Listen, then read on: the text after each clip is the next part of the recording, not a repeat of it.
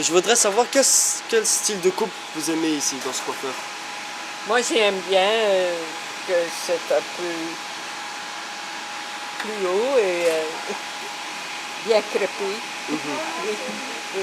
Et pourquoi vous coupez? Oui, monsieur, il le fait très bien. Ah, il le fait très Oui, bien. oui, oui, oui, D'accord. oui, oui, oui, oui, oui. Et pourquoi vous Parce venez? que c'est toujours lui qui fait la mise en place.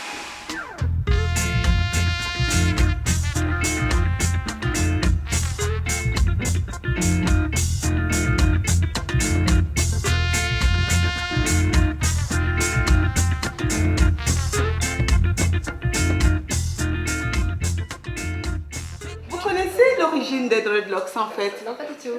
Sérieux? Oh, alors rapidement, je vais vous raconter une histoire. À l'époque où les Noirs, où les esclaves venaient sur les bateaux de fortune, vous savez, à l'époque, ces bateaux n'allaient pas très vite que maintenant. Donc ces gens laissaient pousser, ou les cheveux poussaient. Ça poussait, la barbe poussait. Alors ils n'avaient pas de ciseaux ou de tondeuse pour couper. Donc les cheveux, puisque les cheveux africains sont d'origine crépus enfin, ça pousse en spirale, les cheveux prenaient cette forme-là. Ça s'en mêlait et ça devenait des dreadlocks. Ils avaient des cheveux jusqu'ici. Et c'était beau. Cette histoire, ce parcours, cette culture. Ils n'avaient que ça, en fait, comme arme, si vous voulez, identitaire. Voilà. Donc, voilà d'où vient l'origine des dreadlocks.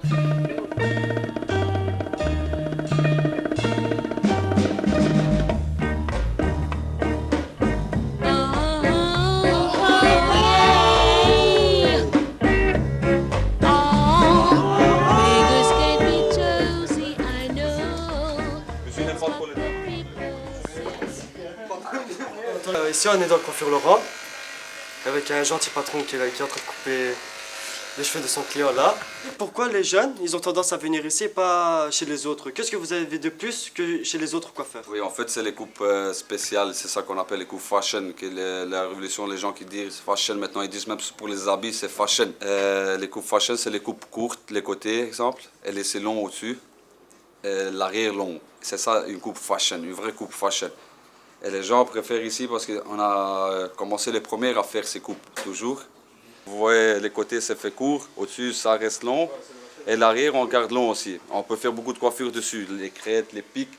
Les jeunes cherchent aussi cette révolution des coupes, nouvelles coupes, parce que c'était toujours les mêmes coupes qu'ils ont utilisées. C'était court, en arrière, ou les pics dégradés, qu'on peut dire ça. Si on peut dire, les gens comprennent aussi le dégradé.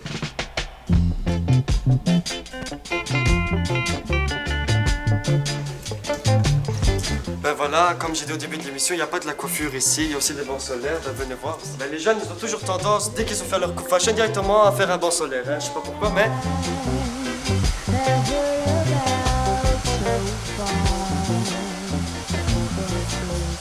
Voilà, c'est le coup de pouce. Alors ici, on est toujours à la recherche de la diversité culturelle en fonction de la coiffure et des coiffeurs des gens. Alors ici, on est à Woluwe-Saint-Lambert, à la coiffure tête à terre. Voilà, ici, on est chez mon coiffeur et on va voir 2-3 petites questions pour voir si ça va nous apporter plus que ce qu'on a déjà. Est-ce que une coiffure, ou donc un style de coiffure, va définir la culture ou la personnalité du client? Compléter. Va compléter la personnalité de la cliente, mais ne va pas modifier. Non, pas modifier. C'est nous qui devons modifier par rapport à ce qu'elle arrive en disant tiens, j'ai un nouveau boulot et je dois plutôt paraître comme ça. Tu dois la modifier par rapport à ce qu'elle te demande. Mais généralement, elles arrivent en sachant bien ce qu'elles sont.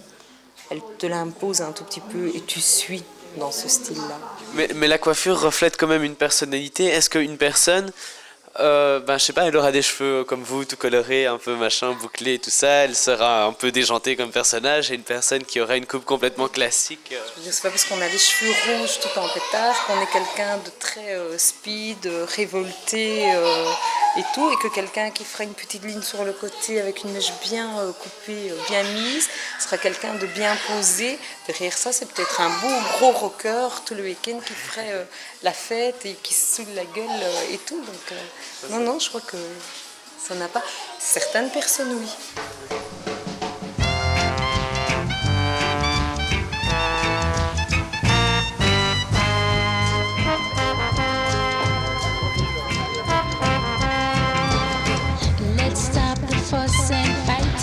On les pointe alors. Oui, donc Jules, il faut encore laisser pousser.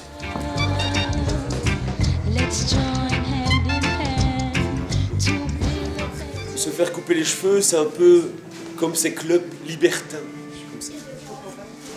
Ça n'engage à rien, mais après tout reste à vivre. Parce qu'une coiffure t'habille.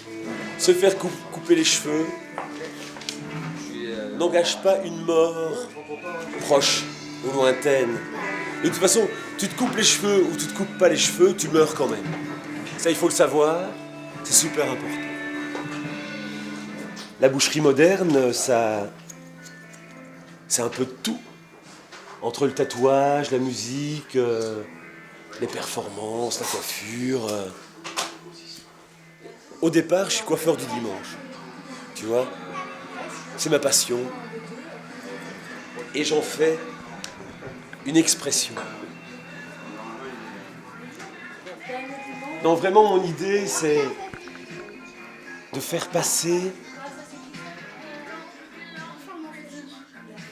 un truc très dégagé, très éloigné de j'ai un style et je le garde. Tu changes de coiffure, tu changes de coloration, tu vois. C'est une position, c'est un côté engagé. T'es engagé ou t'es pas engagé, quoi, tu vois. Tu choisis que ta vie va te mener ou c'est toi qui mènes ta vie. Voilà. Et dans la coiffure, pour moi, c'est comme ça.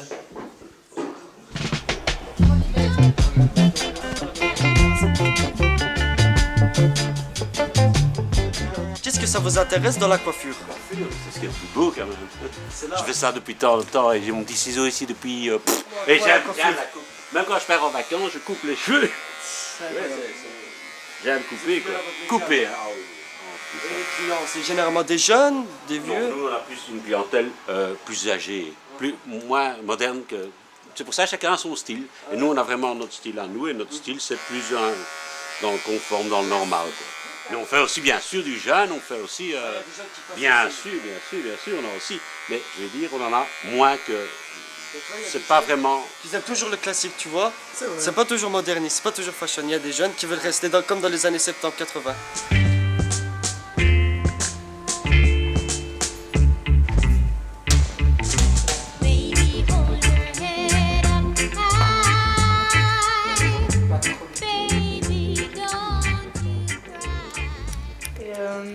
Vos clients, généralement, ils viennent avec une attente particulière, ils savent précisément ce qu'ils veulent ou bien ils vous laissent un peu libre de les coiffer, donc de choisir vous-même ce qui leur irait le mieux?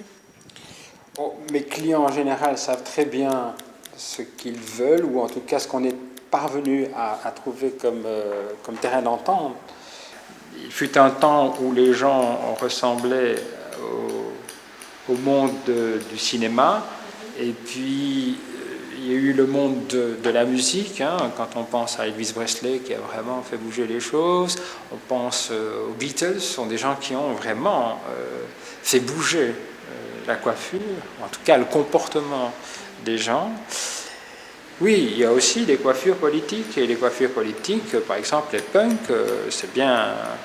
On n'est pas coiffé comme un sioux pour rien, quoi, hein. C'est pas un enfant de cœur, quoi.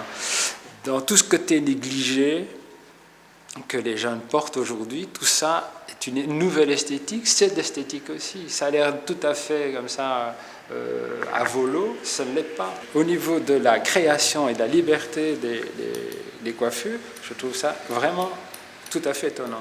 Bien souvent, je m'amuse beaucoup parce que c'est des moments où c'est très amusant, mais pas dans le sens rigolo, c'est amusant d'ingéniosité. Et des nouveaux clients, en général, je leur pose la question de savoir à quoi ils ne veulent pas ressembler. Parce que je trouve que la coiffure, ça se fait à deux.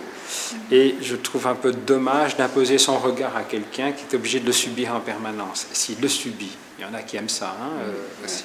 Il y en a qui vont chercher ça et ils n'iraient pas ailleurs. Et je comprends ça, mais ce n'est pas ma démarche.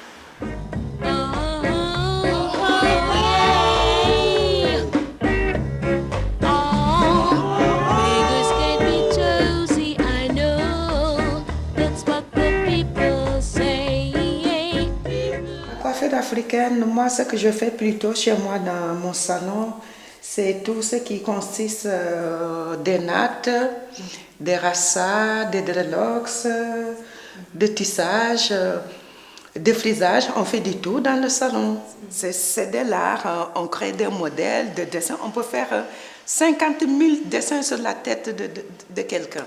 C'est de l'art. C'est comme de la peinture, comme je vous ai dit tout à l'heure.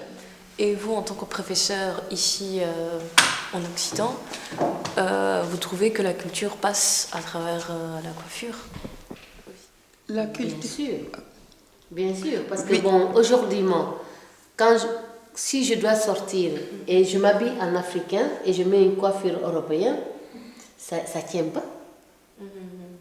Vous comprenez? Ça ne marie pas les styles. Mais si je m'habille, maintenant je mets un pantalon comme toi, je mets une blouse et veste, et puis je peux aussi sortir avec mes tresses. Hein. Ça ne gêne pas. Ouais.